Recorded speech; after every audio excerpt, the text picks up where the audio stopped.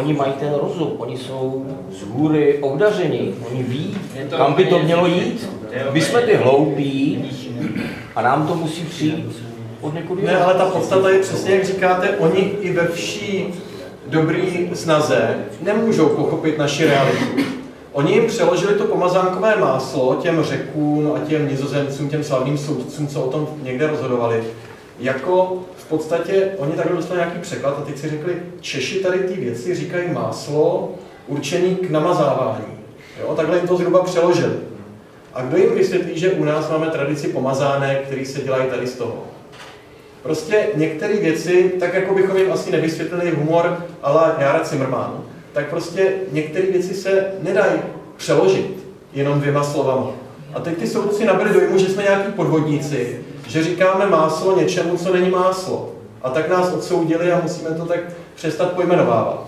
Co pak ale tím mateme spotřebitele, jako že by nějaký... Oni říkali, dobrá, Češi možná vědí, že to je pomazánkové máslo. Já jsem říkal, v Anglii dělají peanut butter, burákový máslo a rašídový. Taky každý ví, že to není máslo, ale je to tak název toho výrobku. Tak jsem říkal, u nás je název výrobku, takhle tomu říkáme. Každý ví, že pleťové mléko není mléko. Mateme tím spotřebitele. A oni říkali, no možná v České republice, to všichni vědí, ale co když přijede Španěl do České republiky, uvidí napsáno pomazánkový máslo, přeloží si to nějak a zmate ho to, přinese to domů a zjistí, že to jako není pravý máslo. To je absurdní, aby o tom někde v 1000 km vzdáleném Bruselu nebo Lucemburku rozhodovali. Co to stojí peněz, že jo?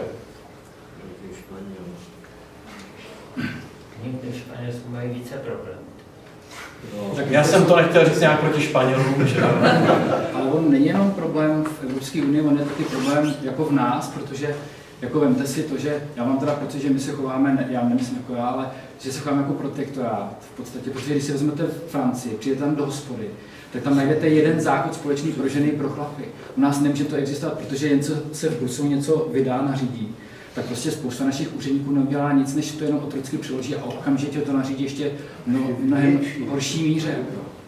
Někdy asi ano, ale vemte si, asi jste se s tím často setkali, že pojedete někam nakupovat do obchodního centra, nevím, jestli to máte tady taky tak, ale já to zažívám na Zličíně a tam přijedete, všechny místa jsou obsazený, ale takhle je taková řada míst, které jsou volné a ty jsou pro invalidy.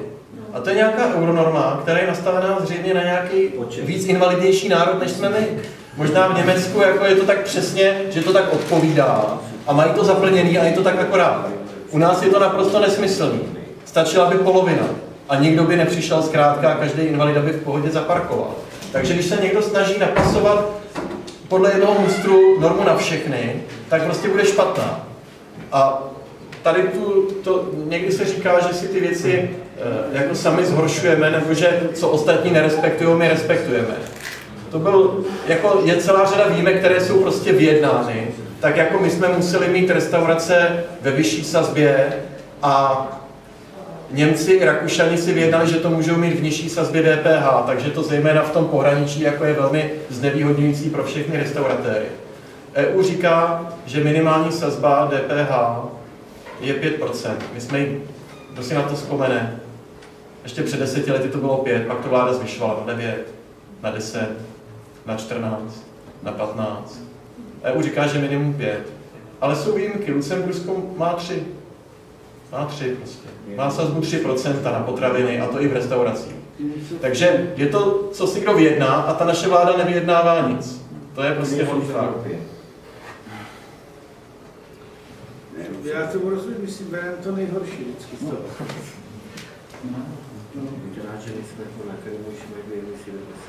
Tak já nevím, jestli nám se blíží asi limit, kdy tady máme nájem toho salonku, tak jestli ještě někdo chce nějakou příhodu říct, nebo něco pozitivního na závěr. Já bych vás všechny na závěr poprosil, pokud jsou vám ty myšlenky aspoň z 80% blízký, to znamená, že myšlenky ostatních stran jsou vám tak z 80% vzdálený, tak pojďte volit svobodný. Ta nejbližší příležitost je 23. 24. května ve volbách do Evropského parlamentu. Ty volby mají velmi nízkou volební účast, protože lidi si říkají, že to stejně se tím nezmění a teď tam budeme mít Česká republika pár zástupců. Já bych chtěl říct, že dá se změnit, protože z Británie, z Německa, tam přibude poslanců, kteří ty věci vidí stejně jako u nás svobodní. Strana UKIP, strana za nezávislost Velké Británie, má podle průzkumu asi 28% a bude první nebo druhá v těch eurovolbách a obrovsky navýší svůj počet zástupců v Evropském parlamentu. To stejné se týká Nizozemí, týká se to i dalších států, takže najednou se tam může najít ta kritická část poslanců, kteří dokážou některé věci zastavit. A ono to potom možná i trošku pohne s těmi nadšenci do evropského regulování, trošku se zastaví v té své aktivitě i Evropská komise, budou se muset zamyslet nad tím, že věci už nejsou tak jako dřív, že se najednou trošku lidé ozvali, takže je potřeba, abychom se ozvali. Takže mám k vám prosbu, pojďte k těm volbám, zkuste o nás říct i dalším lidem, které znáte. Přijďte se podívat na web svobodní.cz, pokud používáte Facebook, tak si nás tam zaklikněte, abyste byli v obraze, co třeba hájíme. A volte i, pokud jste z Boleslavy Svobodné, na podzim ve volbách do mladoboleslavského zastupitelstva. Možná by někdo z místních svobodných k tomu něco ještě řekl, nevím, jestli chce Honza Matyásko nebo David, je tamhle něco k tomu dodat, nebo pan Mittlener ještě. My teprve jsme ve fázi, že začínáme pomalu skládat kandidátní listiny. My u nás máme takový systém, kterému říkáme primárky, že tam, kde není shoda na kandidátní listině, tak uděláme vlastně volbu u nás vnitřní. Vy byste se zaregistrovali nejenom jako členové, ale třeba stačí jako příznivci, tak vám to dá právo vlastně hlasovat a pokusit se nám pomoct vybrat vlastně ty nejlepší kandidáty. Takhle my sestavujeme kandidátní listiny. To, že já jsem lídr do Evropského parlamentu za Svobodné, je proto, že se konaly primárky a že jsem dostal víc hlasů než vlastně jiní kandidáti. Do toho hlasování teď máme asi 3000 členů a příznivců, tak zhruba přes 1000 se zapojilo do toho hlasování, takže to je zhruba počet hlasů, které já jsem dostal v těch primárkách. Proto budu na kandidátní listině do Evropského parlamentu vlastně číslo 1, pode mnou budou další kandidáti. No ale pro nás samozřejmě ty nejdůležitější volby jsou volby do sněmovny, které budou nejspíš za necelé 4 roky, ale jak to u nás chodí, víme, takže se může stát, že můžou být i dřív, zatím tomu tak často bylo.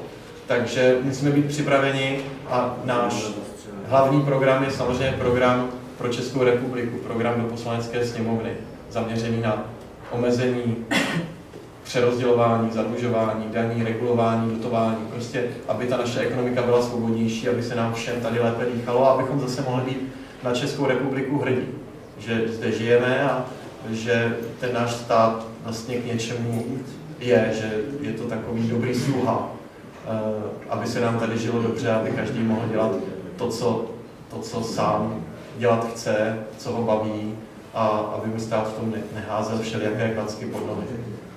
Takže to je taková moje výzva na závěr. A Honza se hlásí ještě, nebo ne?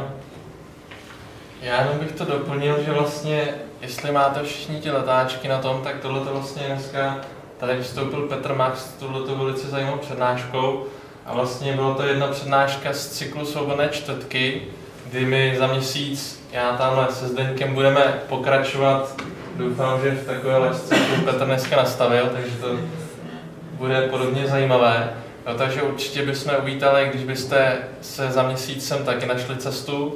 Dále bych navázal, jak Petr říkal, když už budete lajkovat na internetu, na Facebooku Svobodné, tak určitě jsou i Svobodní Mladoboleslavsko, kde se s tím snažíme pracovat.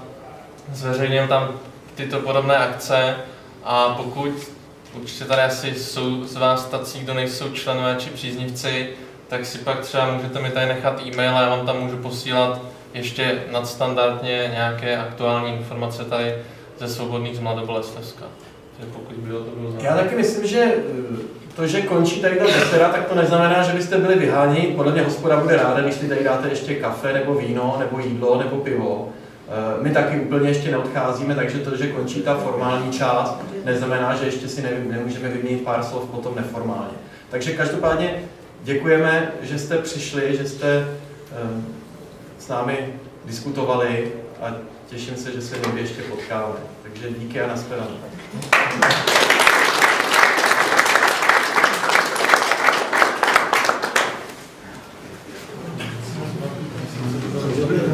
Tak si ještě